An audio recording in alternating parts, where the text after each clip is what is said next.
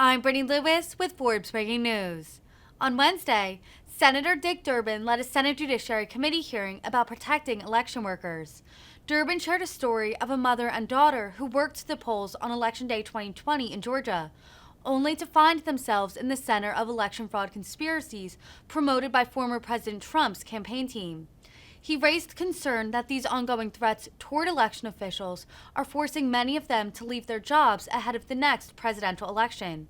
Durbin said, quote, "Our democracy cannot survive if we allow harassment and intimidation of election officials to become the new norm." We've discussed the issue of violence in the past.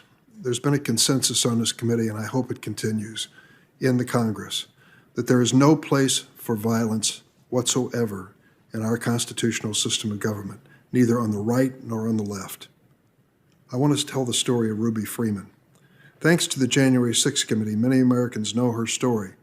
A 62-year-old grandmother in Fulton County, Georgia, she and her daughter Shay Moss are two of the hundreds of thousands of Americans who worked the polls on Election Day 2020. Soon after Election Day, they found themselves at the center of the big lie when presidential counsel Rudy Giuliani promoted a viral video that Giuliani claimed showed Miss Freeman and Miss Moss counting illegal ballots. In reality, Giuliani's claim was false. The only thing Miss Freeman and Miss Moss were guilty of was performing their civic duty diligently, faithfully, legally. The Republican-led Georgia Secretary of State's office and the Georgia Bureau of Investigation immediately refuted Rudy Giuliani's lie, but the damage had already been done. For months, the former president's allies and their right-wing media echo chamber relentlessly slandered Miss Freeman and her daughter. They received hundreds of threatening, racist message and phone calls. Miss Freeman was repeatedly harassed and threatened at her home, which she fled shortly before January 6th after the FBI warned her that they could no longer protect her. Miss Moss left her job at the Fulton County Registration and Elections Department, where she'd proudly served for nearly a decade. And just last week, court documents indicated that Miss Freeman and Miss Moss's names were written on a pad of paper labeled death list, which was found in the home of a member of the Oath Keepers, who's charged with seditious conspiracy in connection with the January 6th attack. Ruby Freeman and Shay Moss are not alone. Despite administering what the former president's own administration called, quote, the most secure election in American history, election workers throughout the country of both political parties, both, have been forced to take extraordinary steps to protect themselves and their families. Many of these election workers have spent their own money installing elaborate home security systems. Others, like one county clerk in Colorado, have begun to wear a bulletproof vest to work. Over the past several months, my office has heard from individual election workers who shared their stories of violent threats.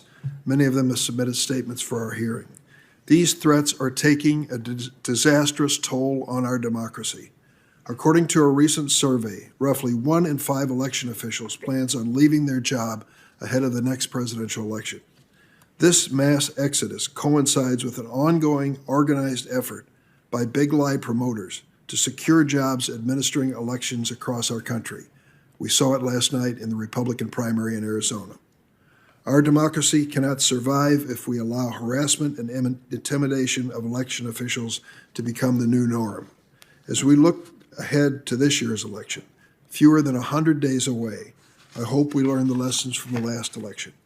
The former president's plot to overturn the election wreaked havoc on America. We saw that personally here in the Capitol on January 6, 2021.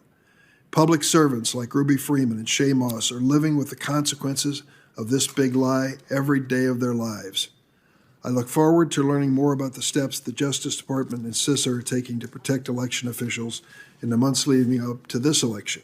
And I hope every member of this committee will join me in condemning the threats that those officials continue to face. With that, I turn to Ranking Member Grassley for his opening. Okay.